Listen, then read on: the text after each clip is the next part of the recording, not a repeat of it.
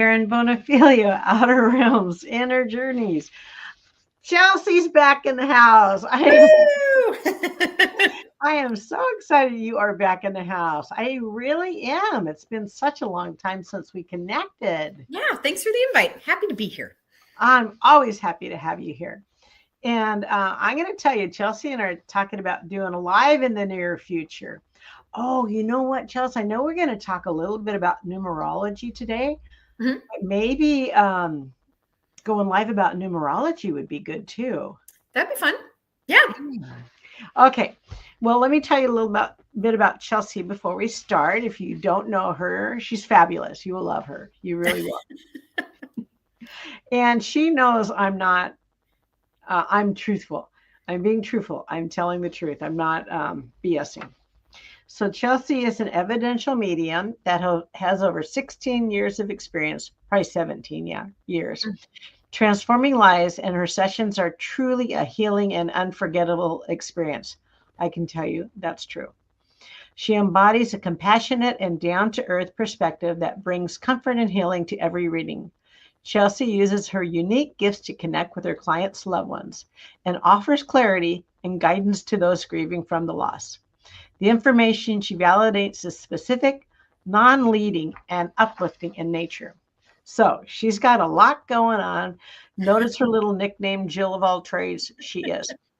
But before, Chelsea, I want to ask you about numerology. But first, I want you to tell the little story that you told me before we got on about your last client that you were seeing and the message that you got. Oh, so just before I spoke with you, I had a session with a client and I was working with her brother, and I started to get a name that was coming through, but it didn't connect to her or her family. And I was like, it's a BN name, whether that be Bonnie, Ben, I couldn't think of any other BN type names. Like, I'm just seeing those. And then I realized that because I've channeled your husband, Bono, that it was him who was just very early for our interview. And so, but he just popped in to say that you were a smoking hot mama. So a belated happy birthday. You're looking great kind of message. So there you go. Isn't he sweet? He's just so sweet. Still from the other side. He's still contacting and such a sweet man. He says, I prefer to call it flirting, not contacting. Other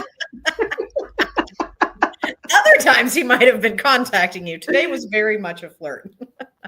He winked at me too. He did. Yeah. I got to tell you, Chelsea really connects well with spirit. And I think I've had 2 sessions with you, maybe 3. I don't know. I think Nadine's had way more than I have, and her friend. But anyway, so Chelsea, let's talk about numerology. What is numerology? Why is it so important? Why do we even care? I hate math. Right. So fortunately for me, I'm a number nerd. So I've always been drawn to numbers. The irony is that I hadn't heard of numerology until probably about 10 to 11 years ago.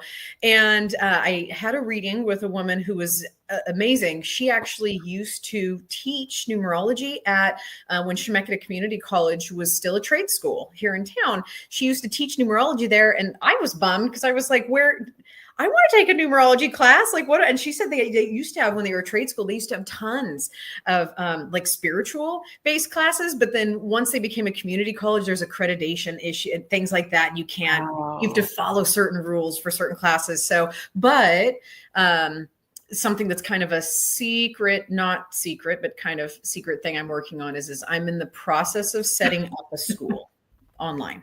So that's kind of my homework assignment for next year is I would like to, by the end of the year, have my school program at least lined up or launched online. So trying to get there. Is that for everyone or just for your students? Everyone, for everyone who wants to. And I'm like, my goal is I want it to be a learning library that offers folks the opportunity to, if they want to learn how to properly sage their house, there's a video how to do that.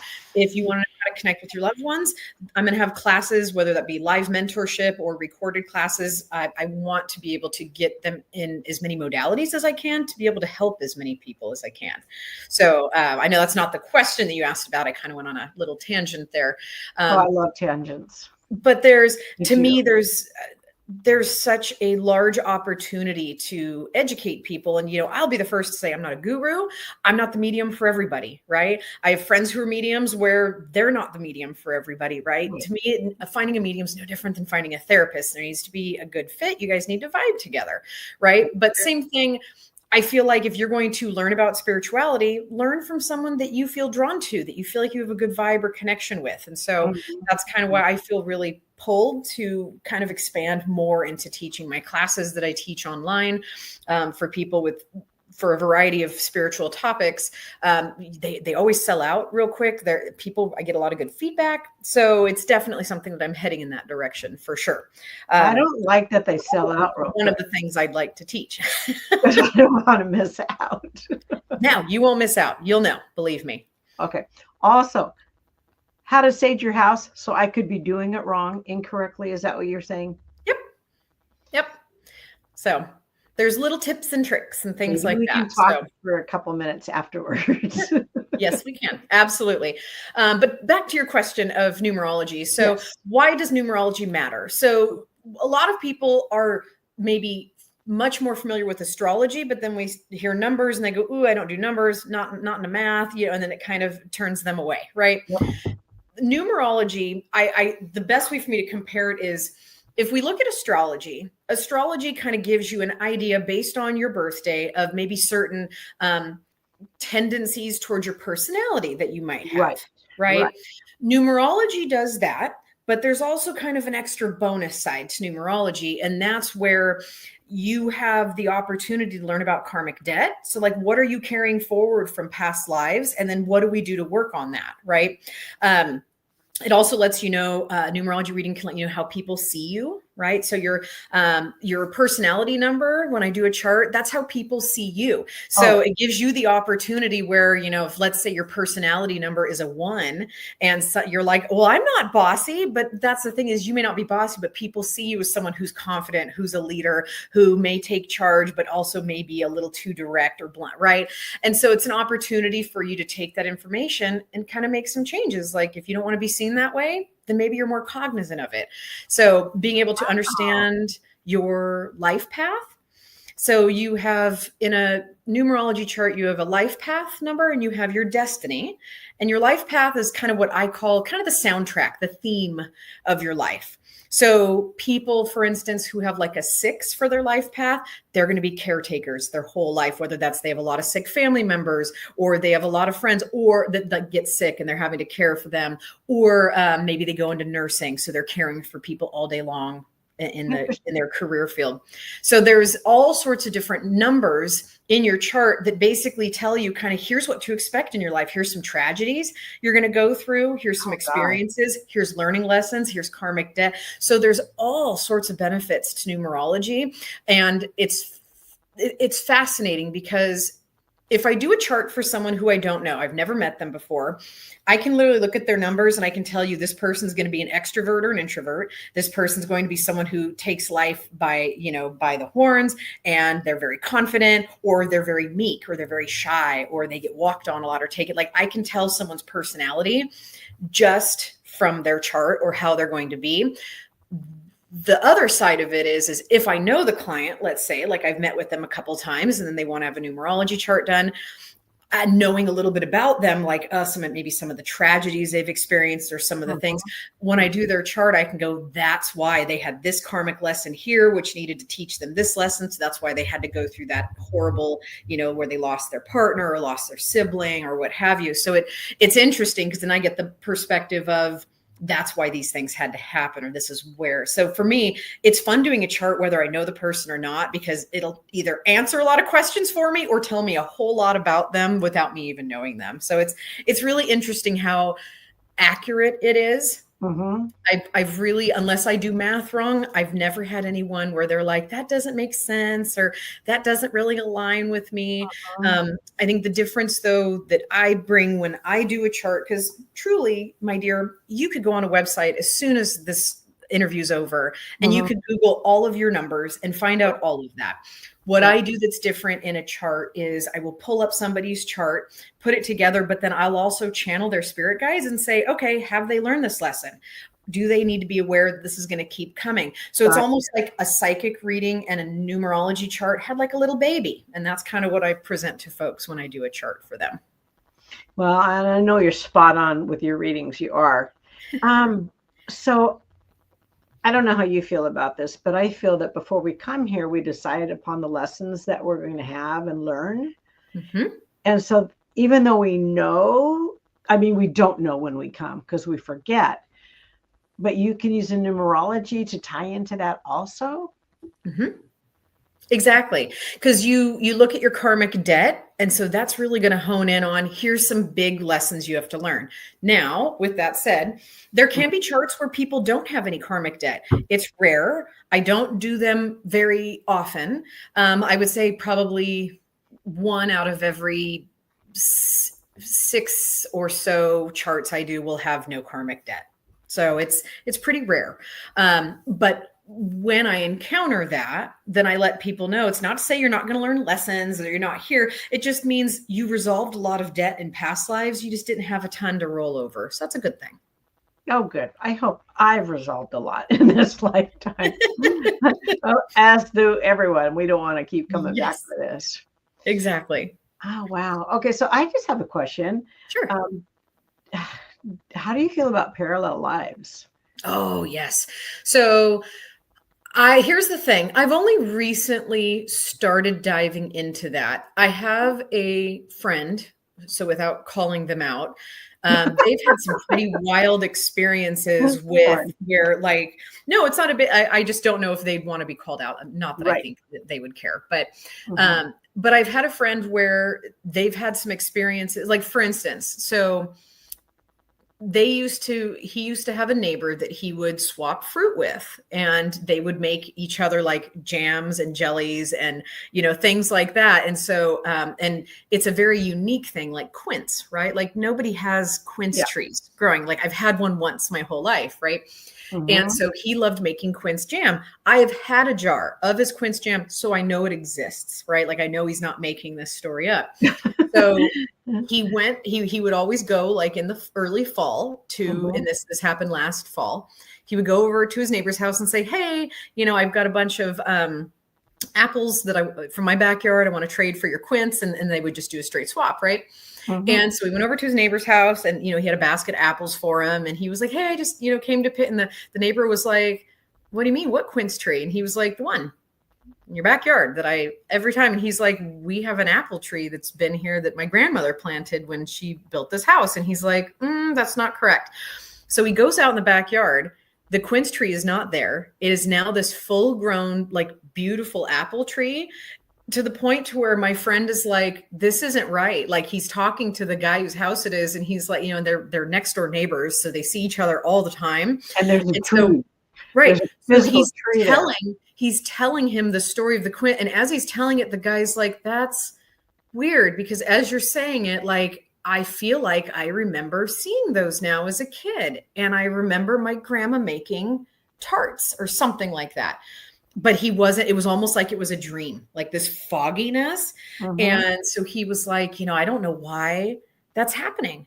That's really bizarre. And he was like, but I believe you. And then he showed him pictures of like, look, this is what I made last year. And as soon as he saw the jar, he was like, I remember you bringing me a couple jars. And Peter was like, my friend was like, yeah, I just said his name. Wow. Oh, well.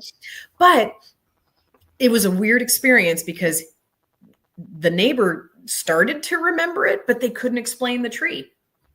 Very weird. So I think that there's things like that. I've had experiences where I know I told somebody some information and it was corroborated by several people. And that person later was like, we never had this conversation. And then other people were like, we never had that conversation. And I'm like, oh no, we all had this conversation. We were all in a group out to dinner. Like, y'all don't remember that. And so I do think that there's parallel lives that can be led. And I think that maybe based on certain, and again, I'm not a guru, I'm not a scientist, I can't prove or disprove this. But I think there's something to it, right? Like if we could make a choice to go down this path, or maybe we lose a loved one on one path, but not on another. Like the Mandela effect, I think, is real, but I think it's something we can't explain. Maybe you go through trauma and it's so jarring, it knocks you into another timeline or another, I don't know. I don't know how to explain it, but I certainly believe in it. Explain the Mandela effect, please. So the Mandela effect is where you might remember history or an event differently. So basically what I just described with the quince tree and the Mm-hmm. apple tree, that's Mm-hmm. considered an experience of the Mandela effect, where you concretely remember something being a certain way and may even have proof of it, but that's not what reality is now. It might have been reality a year ago, 2 years ago, what have you, but that's not the case now. So, Interesting. mhm. It Really? also makes me wonder too, like, do we jump timelines several times throughout our lives? So that's where like maybe we remember our childhood differently from reality, or we remember our teenagers different from reality, right? Like, who's to say we don't jump timelines multiple times in a life? I mean, I could go on a tangent about all that stuff too. But yeah, I definitely believe in the Mandela effect. I believe that there's the ability to move through parallel lives, but I don't know if I don't think we do it consciously. But I also don't know if it's something where, we go through a trauma and it kicks us onto another timeline, maybe based on our choices and decisions we make. It leads us to a different path. I don't know, but it's a wild thought. It is a wild thought. And something happened the other day. It was so odd. My neighbor was over here, and the flange under the garage door, the Mhm. rubber thing, Yeah. mine had come loose. And I said, "Can you fix that for me?" And he said, "Yeah, but he had to get, I think, Molly screws or something like that." And I see him frequently kind of helping me out. And then I went and looked at my garage door, and it was all fixed. And I thought, did I imagine that it was hanging? And then I said something to him, and he goes, "Yeah, you were watching me repair it." And I'm thinking, I have Alzheimer's because I do not remember standing there watching you repair it. And so he goes, "Yeah, you were just standing there." So I don't know. I thought I was just losing my marbles, to tell you the truth. No, it's not early onset dementia. You might have had like a timeline jump or something It was wacky like that, weird. but that is weird. I mean, wouldn't you know if you're standing there watching a guy repair your garage? Yeah, Yeah, you think. and I think, well, I haven't been drinking or anything like Maybe that. you should be. Maybe that's the problem. I remember that when I was in college. Let's say somebody was smoking weed, and then and doing their homework, that when you took a test, you should duplicate that same experience, because that's how you would remember the answers. Maybe. I never tried that approach, so maybe Well, yeah, it's a missed opportunity. yeah, I don't know about that. Okay, well, that's fascinating. So we'll get back to the numerology. That's really, really interesting.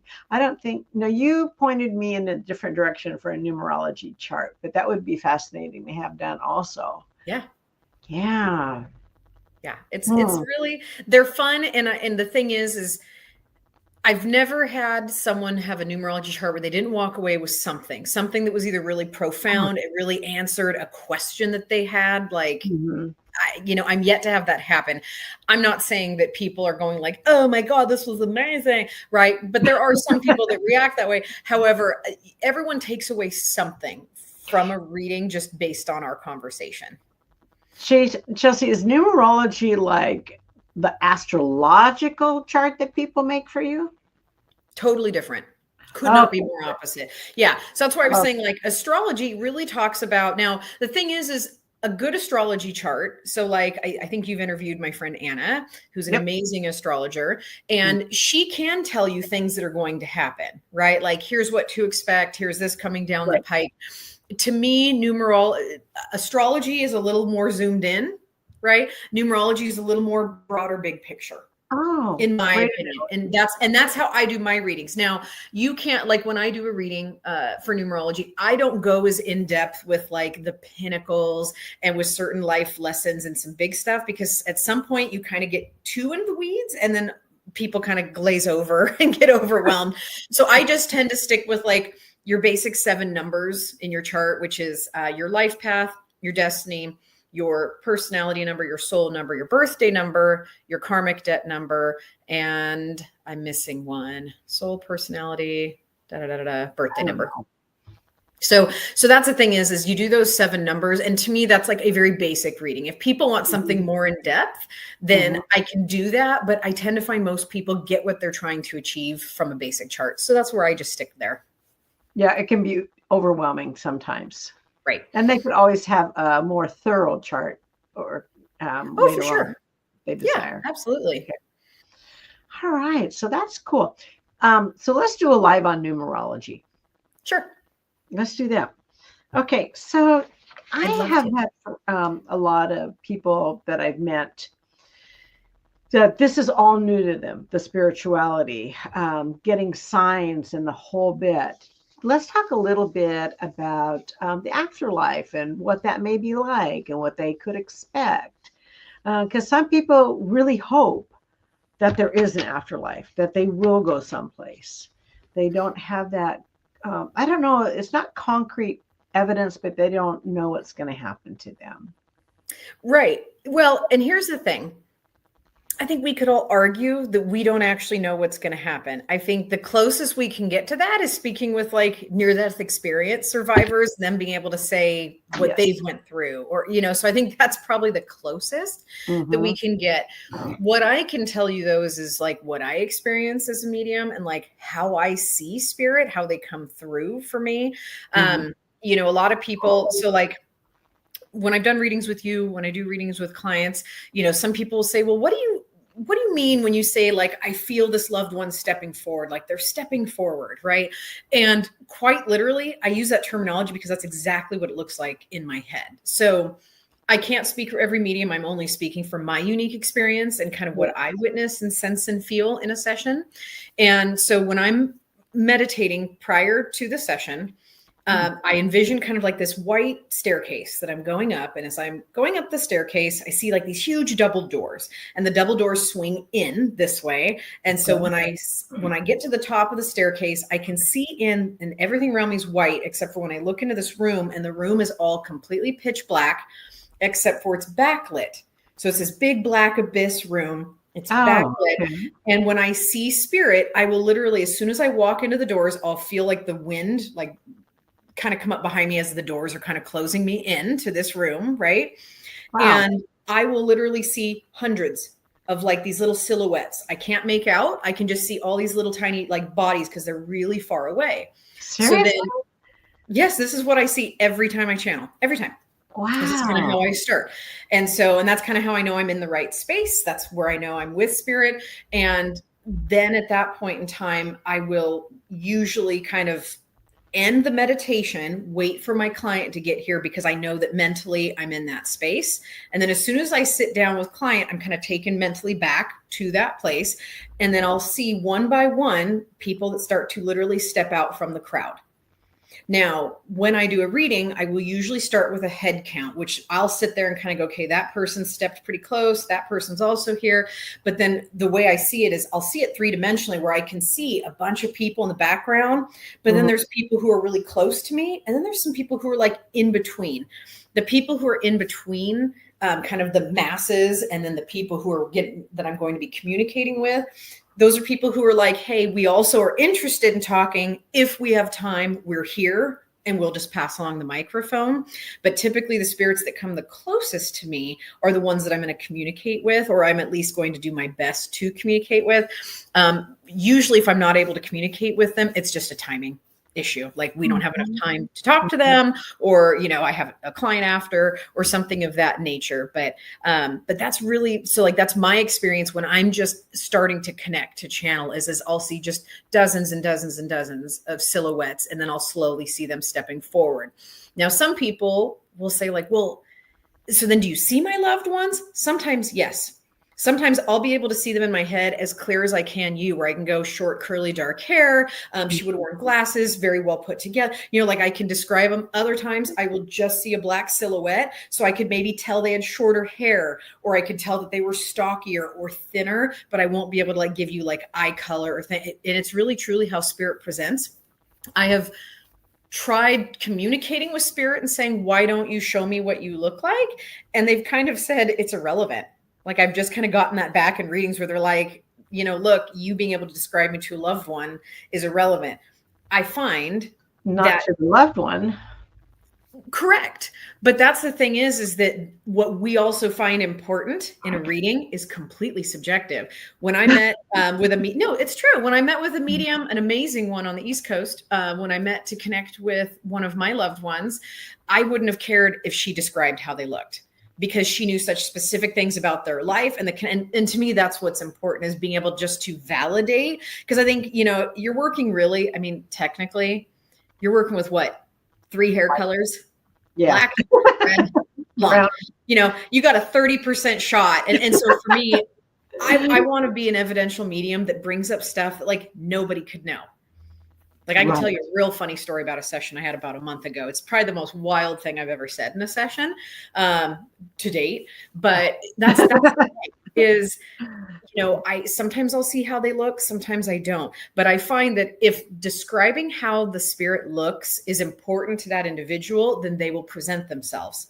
If they don't, then that's kind of my indicator that they don't care. They want to just get to the nuts and bolts of the conversation. So that's where I think it really is subjective. Our loved ones on the other side know what our loved ones here want to hear. And so that's what I tell people is like, look, I may not get to everyone, but I'll at least get to the important people. They know what you want to hear, not me.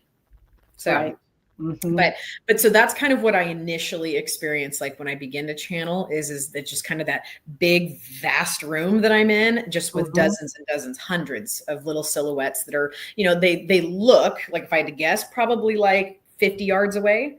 Right. And then they kind of start stepping forward, and it's just how it's always been. I didn't ask for that. When I started meditating and learning to channel when I was in 6th grade, that was really kind of what my first experiences were like. And it's just stuck.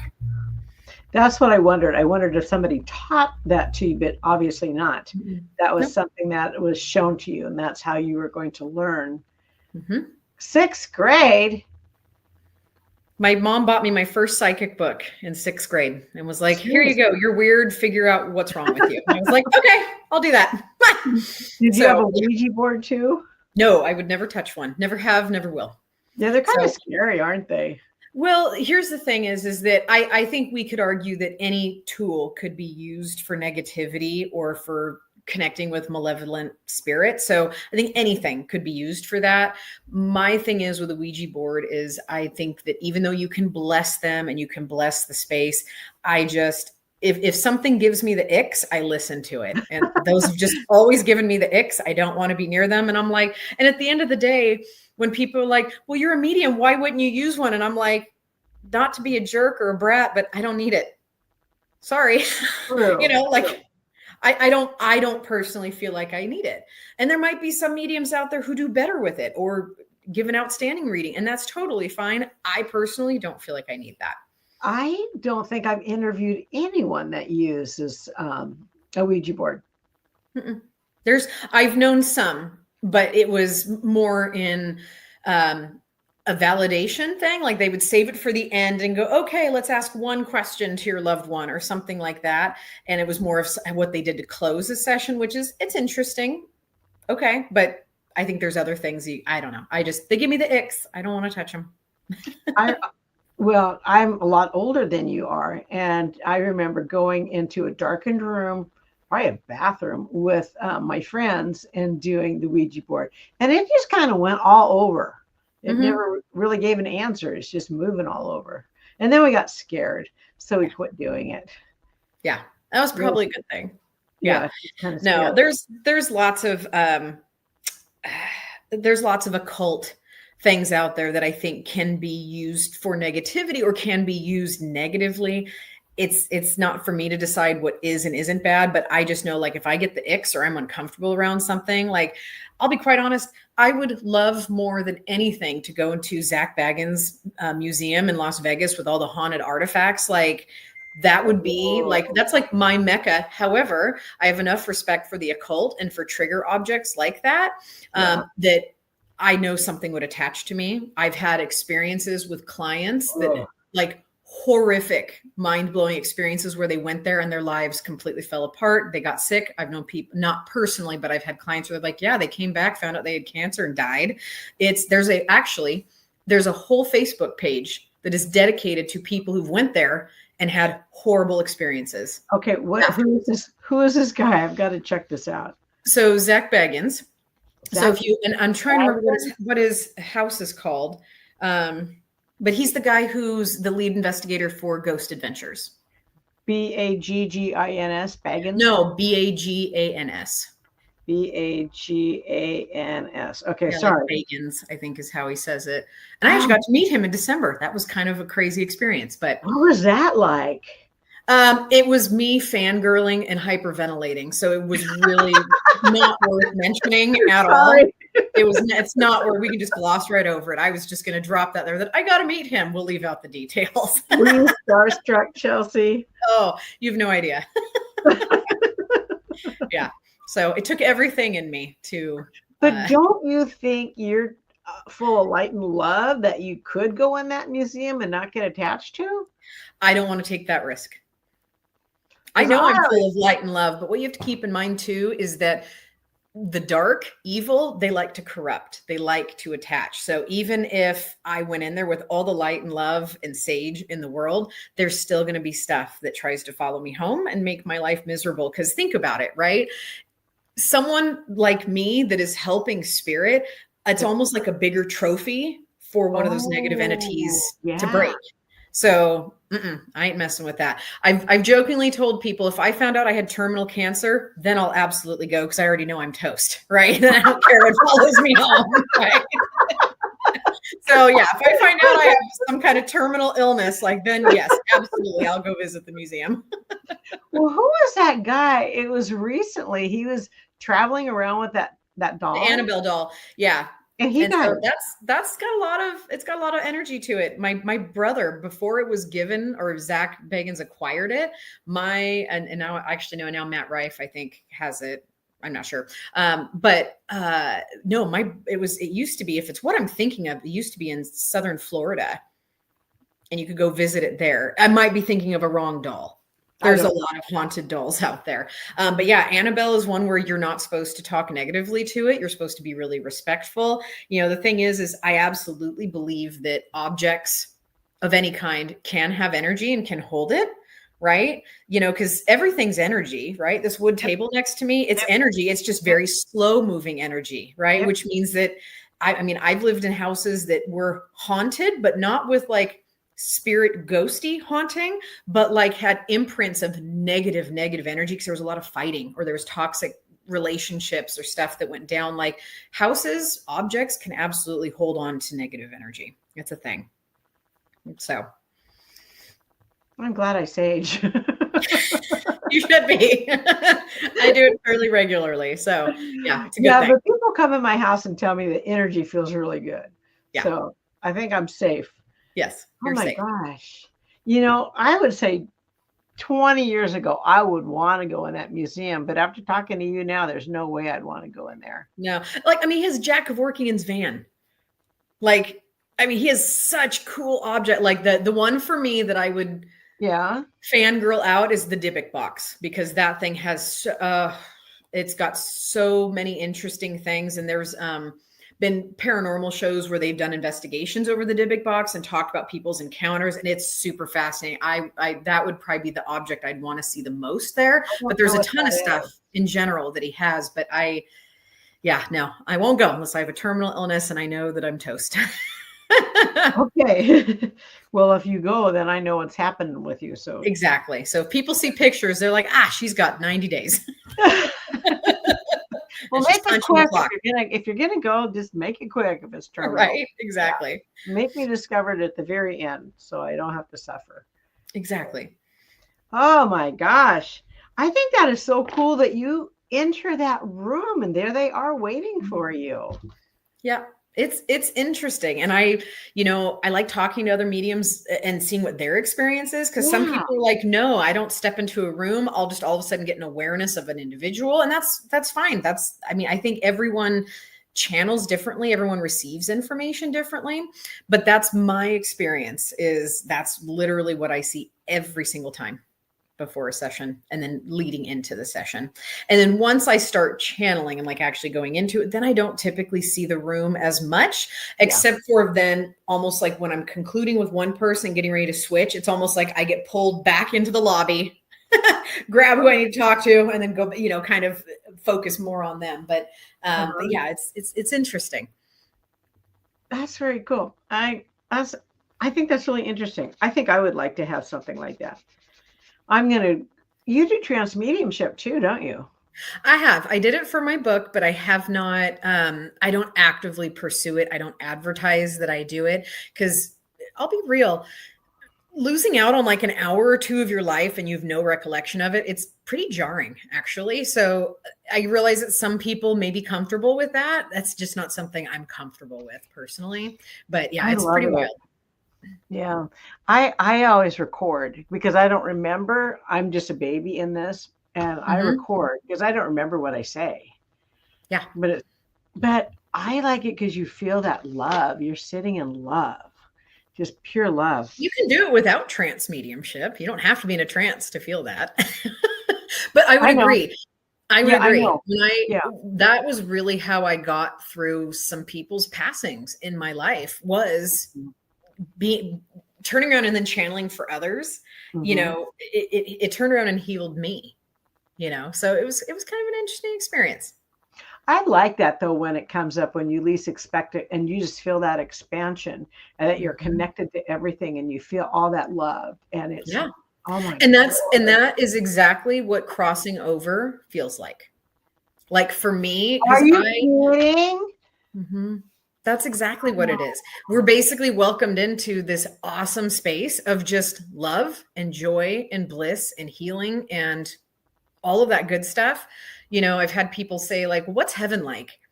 And it was really funny. I didn't know how to articulate it. And did you have an NDE? Did you have an NDE? No, I have not. Okay. I've had times where I should have died, but I didn't like cross over and come back. Okay. But spirit will take me through their journey and kind of show me what the other side looks like. And it was so funny because I'd taken my kids to the movie theater and we went and saw the movie Coco.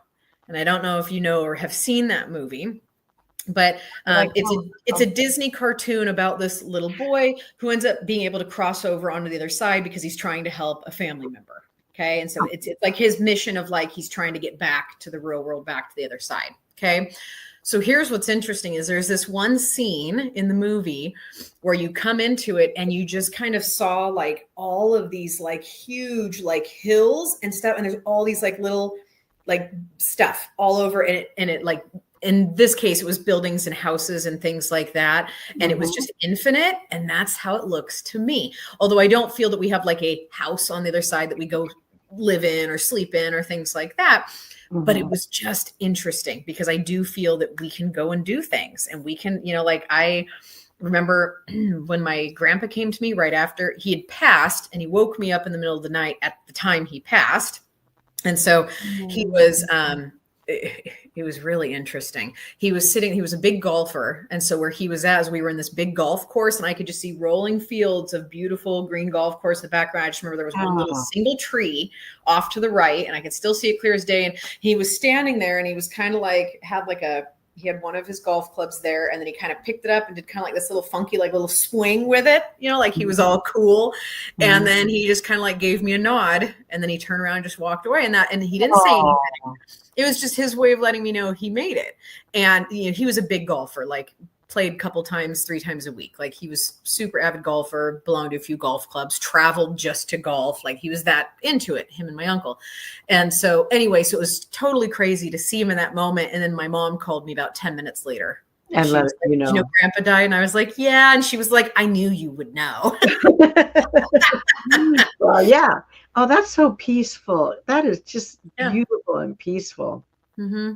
Yeah. And so heaven to me, from what people heaven is what you find heavenly. If you love beaches, you're going to be on a beach. If you love the mountains, you're going to be mountainside. Right. So it like my experience has been, and that's what's crazy is I agree. I'll have clients say, well, where is my loved one? Where are they at? And I'm like, well, where did they stay? Like they come and they travel family, but they're like, but no, like when they're on the other side, like, what do they go see? What do they do? And I'll be able to say like, look, I'm confident and feel like this person was into hunting or fishing because they're literally showing me like them camped up by a creek and they'll go, yep, that was their big thing. That was what they were. And I'm like, that's their version of heaven. So hunting in heaven? I mean, listen, who's to say you can't hunt or fish on the other side? I guess. Because So nothing really dies. So, exactly. yeah. Just that's not my version of my heaven, I guess. Yeah. Right. No, it's not, because I would rather something that involved more shopping and ice cream. But Oh, God. Ice but cream, food of the gods. Yeah. yes, exactly. I wonder if Bono will meet me on the beach because I love the coast so much.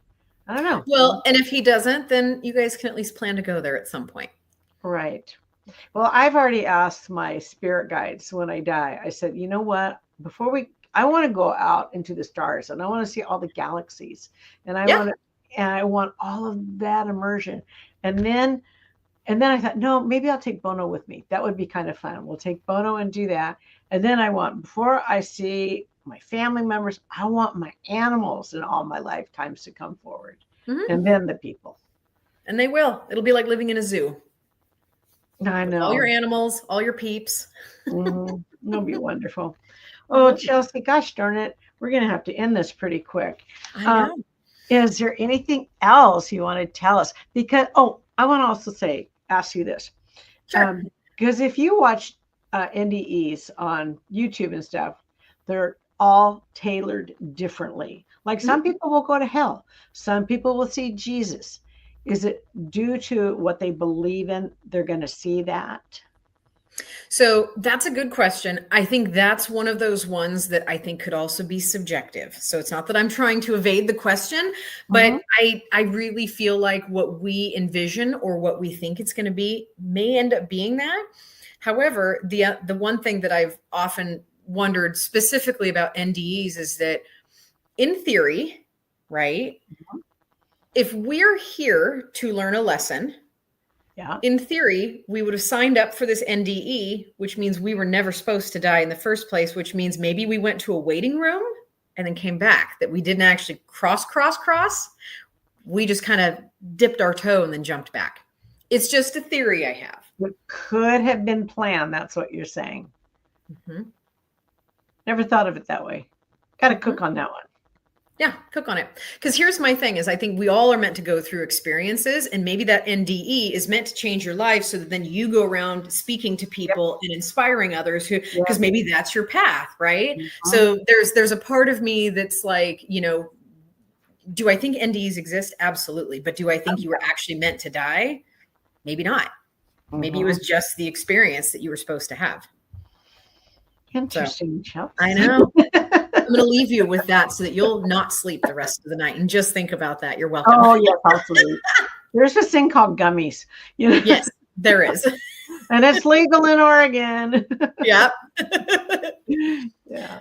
But yeah. God, always a pleasure. Always love talking to you. Always love to be here. Yeah, let's do, I would love to at some point in time. I love doing live reading. It's one of my favorite things. So it could be numerology. It could be psychic questions. I don't mind doing mediumship. My problem with mediumship though is I can't get to as many, right? Like I feel like numerology, I can go, here's your 2 quick little facts, or here's your little answer, or a psychic reading can answer a quick question and we can move on.